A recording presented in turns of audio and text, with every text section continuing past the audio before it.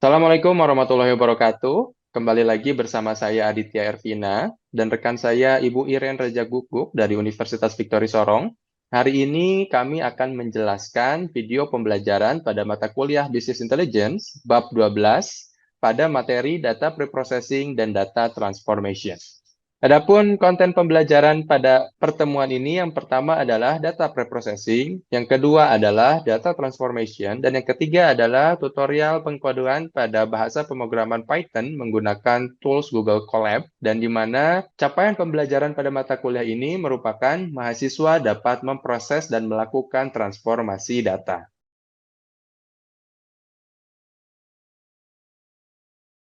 Data pre-processing dan data transformation. Data pre-processing merupakan salah satu tahapan penting dalam melakukan mining data. Sebelum menuju ke tahap pemrosesan, data mentah akan diolah terlebih dahulu untuk mengeliminasi entitas-entitas yang tidak diharapkan. Dalam konteks phase mining, fase ini terdiri dari beberapa tahap, dari mulai mengeliminasi nilai nol, merubah huruf menjadi huruf kecil, merubah kata menjadi kata dasar, dan lain sebagainya. Data pre-processing atau pra-proses data biasanya dilakukan melalui cara eliminasi data yang tidak sesuai. Selain itu, dalam proses ini, data akan diubah dalam bentuk yang akan lebih dipahami oleh sistem.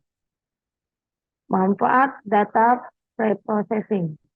Berdasarkan pengertian tersebut, dapat dipahami bahwa data preprocessing berperan penting dalam proyek yang berbasis pada database. Dapat dikatakan pula bahwa data preprocessing memberi sejumlah manfaat bagi proyek ataupun perusahaan seperti: 1. Memperlancar proses data mining. 2. Membuat data lebih mudah untuk dibaca. 3. Mengurangi beban representasi dalam data. 4. Mengurangi durasi data mining secara signifikan. 5. Mempermudah proses analisis data dalam machine learning. Tahapan kerja data preprocessing. Agar dapat berjalan secara optimal, proses kerja data preprocessing dibagi menjadi 4 tahap yang berbeda, yakni data cleaning, data integration, data transformation, dan data reduction. Yang pertama, data cleaning.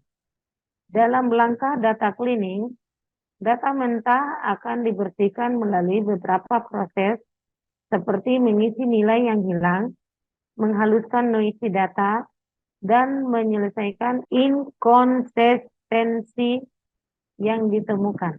Data juga bisa dibersihkan dan dirapikan menggunakan segmen-segmen yang memiliki ukuran serupa, lalu dihaluskan dengan fungsi regresi linear atau berganda, atau dengan mengelompokkannya ke dalam kelompok data yang serupa, atau sering disebut dengan grouping. 2. Data integration. Data integration adalah tahap yang menggabungkan data dari berbagai sumber menjadi satu kesatuan data atau dataset. Dalam proses penggabungan tersebut, data dengan format yang berbeda harus diubah terlebih dahulu ke format yang sama. Secara keseluruhan, proses integrasi data ini ditujukan untuk menyatukan dan membuat data menjadi lebih halus melalui upaya-upaya sebagai berikut. Yang pertama, memastikan data memiliki format dan atribut yang sama. Kedua, menghapus atribut yang tidak dibutuhkan dari semua sumber data. Yang ketiga, mendeteksi nilai data yang konflik. 3. Data transformation. Pada tahap ini, data akan dinormalisasi dan digeneralisasi. Normalisasi data dilakukan untuk memastikan bahwa tidak ada data yang berlebihan. Sementara generalisasi data dilakukan untuk menyeragamkan data. Data transformation memungkinkan untuk mengubah struktur data, format data, dan nilai data menjadi sebuah dataset yang sesuai untuk proses mining ataupun algoritma yang sudah dirancang. Terdapat setidaknya 5 langkah yang dapat dilakukan dalam proses data transformation, yaitu pertama, aggregation. Aggregation adalah langkah untuk menggabungkan semua data dalam format yang seragam. Kedua, normalization. Langkah untuk mengubah data ke dalam skala yang teratur sehingga dapat dibandingkan dengan lebih akurat. Yang ketiga, feature selection, yaitu langkah untuk menentukan variabel apa saja yang paling penting untuk analisis, di mana variabel ini juga akan digunakan untuk melatih model machine learning atau kecerdasan buatan. Yang keempat, discretization, langkah untuk mengumpulkan data ke dalam interval yang lebih kecil. Misalnya, saat menghitung latihan harian rata-rata, Anda bisa mengelompokkannya menjadi 0 sampai 15 menit, 15 sampai 30 menit, dan seterusnya, daripada menggunakan menit dan detik secara rinci. Yang kelima, konsep hierarchy generation, yaitu langkah untuk menambahkan hierarki baru di dalam dataset. 4. Data reduction. Langkah terakhir yang perlu dilakukan adalah data reduction atau pengurangan jumlah data. Data mining menggunakan data dalam jumlah besar yang dikhawatirkan dapat menyebabkan tingkat akurasinya menjadi rendah. Oleh karena itu, sampel data perlu direduksi, namun dengan tetap memperhatikan bahwa proses tersebut tidak akan mengubah hasil analisis data. Ada 3 teknik yang bisa diterapkan saat mereduksi data, yakni dengan dimensionality reduction atau pengurangan dimensi, numerosity reduction atau pengurangan jumlah, dan data compression atau kompresi data. Ketiga teknik tersebut bisa disesuaikan dengan kebutuhan, seperti apakah data yang diolah besar, sedang, atau perlu dikompresi dan berisiko merugikan. Terima kasih.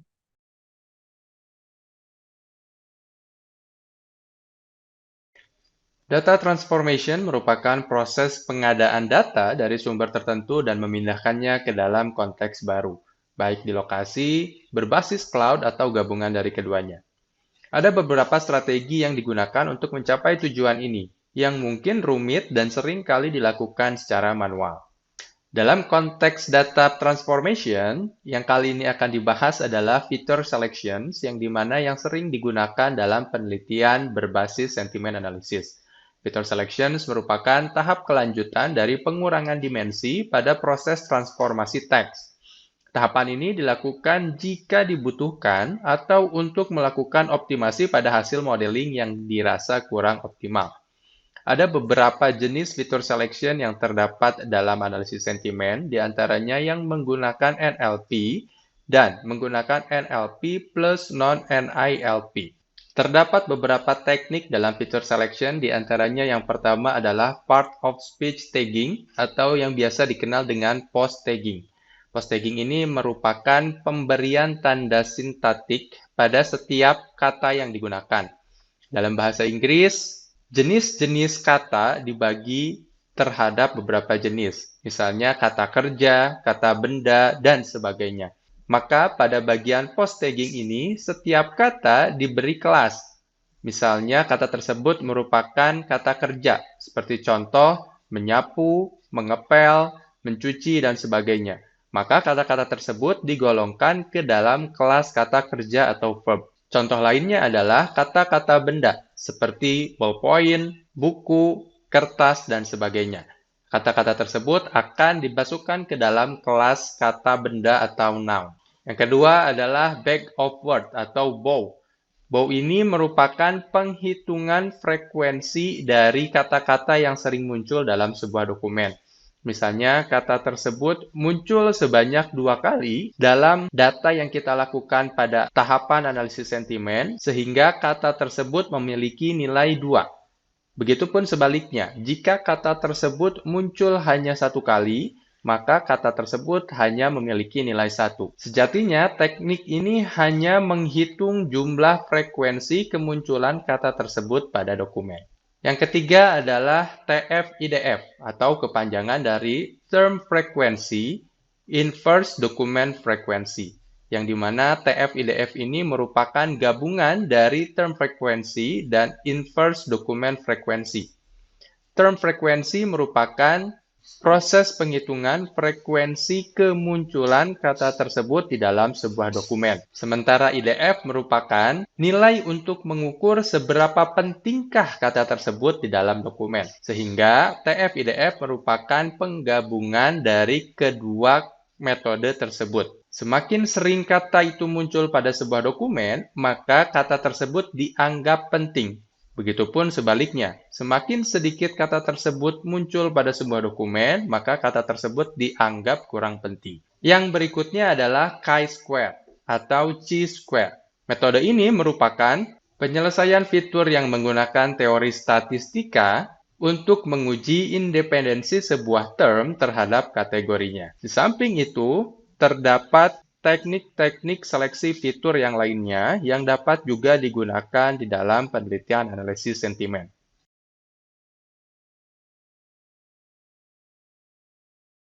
Pada hari ini, kita akan sama-sama melakukan pre-processing data terhadap data yang sudah kita ambil pada pertemuan sebelumnya. Yang harus kita lakukan yang pertama adalah mengeliminasi nilai-nilai kosong atau nol. Yang kedua, kita melakukan pembersihan kata berupa angka, emot icon, dan sebagainya, dan juga membuat data tersebut menjadi huruf kecil semua. Lalu yang ketiga adalah kita melakukan pengeliminasian kata-kata imbuhan. Yang keempat adalah kita melakukan proses tokenisasi kata, dirubah dari kalimat menjadi token-token kata. Yang terakhir adalah kita rubah kembali token data tersebut menjadi sebuah kalimat yang bersih yang dapat dilakukan analisis pada tahapan selanjutnya. Mari kita sama-sama lakukan praktikum dengan membuka Google Colab-nya. Berikut adalah sintaks pada bagian text preprocessing ini. Yang pertama yang harus kita lakukan adalah mengupload file yang sudah kita ambil kemarin ke dalam halaman Google Colab kita. Caranya adalah klik tombol files di sini, lalu kalian klik tombol upload to session storage. Nah, di sini sudah saya siapkan dan data yang kemarin kita ambil adalah scrapdata.csv. Kita gunakan di sini, lalu kita klik open. Kita tunggu mesinnya bekerja. Dan di sini sudah ada scrap_data.csv. Nah, sintaks yang pertama digunakan adalah kita memasukkan dulu pandasnya, lalu kita akan membaca file scrapdata.csv ini. Setelah itu kita jalankan. Setelah dijalankan, inilah hasil data frame yang sudah kita masukkan berdasarkan data scrap.csv ini. Lalu kita ke bawah. Lalu proses yang berikutnya adalah kita melakukan labeling sentimen.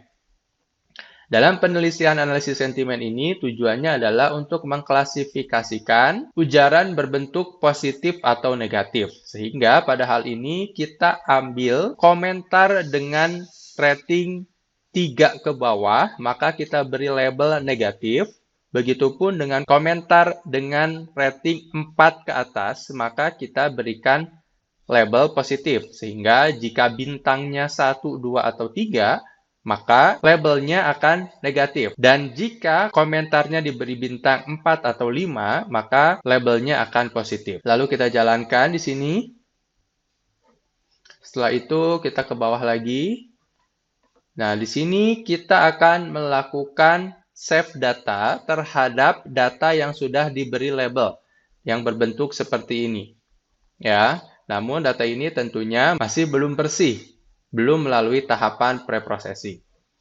Bawah, nah di sini kita save datanya sebagai label data.csv dan tunggu hingga datanya muncul di sini. Jika belum muncul, maka kita klik kanan di sini lalu refresh. Sudah muncul label data.csv di sini ya. Jangan lupa data ini harus disimpan ke dalam penyimpanan komputer kalian. Karena datanya mungkin akan digunakan lagi nanti.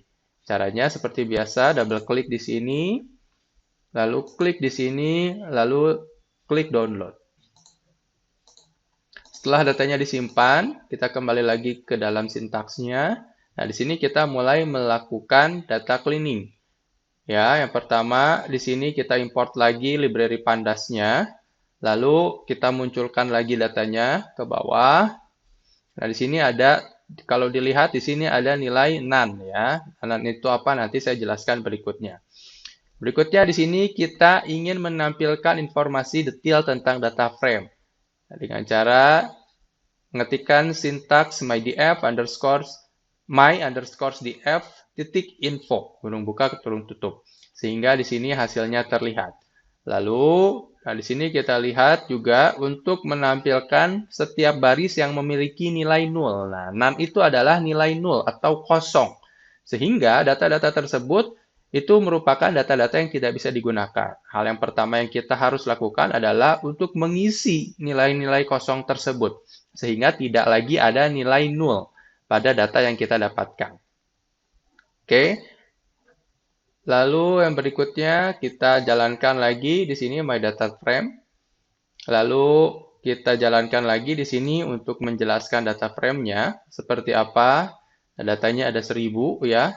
Ini mean, standard deviation dan seterusnya. Lalu yang berikutnya kita mencari jumlah baris yang bernilai 0. Nah, di sini ada 113 label yang memiliki nilai kosong. Nah, sehingga kita harus mengisi nilai kosong tersebut. Caranya yang pertama adalah untuk mengisi nilai kosong dengan sintaks seperti ini. Lalu kita hitung lagi sekarang. Nah, maka sekarang label yang asalnya terdapat 113 label yang kosong, nah sekarang sudah terisi. Ya, sudah tidak ada lagi nilai kosong pada data yang kita gunakan. Lalu kita akan lihat data frame-nya seperti apa. Nah, di sini kita lihat di sini sudah tidak ada lagi nilai kosong ya, sudah terisi semua. Lalu data yang sudah dilakukan atau data yang sudah diisi dan menghilangkan nilai kosongnya, kita save ke dalam preprocessing.csv di sini. Tunggu datanya sampai muncul di sini. Nah, di sini sudah ada ya preprocessing.csv. Jangan lupa kita save lagi. Download. Oke, selanjutnya kita masukkan lagi data preprocessing.csv-nya. Nah, data frame-nya ini kita perlihatkan kembali. Lalu yang pertama adalah kita melakukan case folding untuk merubah huruf-huruf menjadi huruf kecil semua atau lower casing tadi ya yang saya jelaskan. Nah, di sini caranya adalah sintaksnya seperti ini. Ya, ini juga untuk menghilangkan karakter dan sebagainya. Lalu ini juga untuk membuat semua teks menjadi huruf kecil semua ya. Nah, sintaksnya yang ini. Content.str ini string.lower menjadi huruf kecil semua. Nah, ini adalah bentuk perubahannya. Ini kontennya asalnya, ini ada huruf A-nya besar. Nah, di sini aplikasi di sini huruf A-nya besar. Nah, di sini aplikasi di sini hurufnya kecil. Nah, ini seterusnya seperti itu. Yang dirubah hanya ujarannya saja atau komentarnya saja, ya. Nah, lalu di sini adalah stop word removal. Nah, stop word removal adalah untuk menghilangkan kata-kata yang tidak memiliki makna seperti yang, dan, di, dan sebagainya. Ya, di sini kita jalankan yang dimana kata-kata imbuhan tersebut kita ambil dari korpus Indonesia. Nah, kata-kata imbuhannya kita hilangkan sehingga bentuknya adalah seperti ini.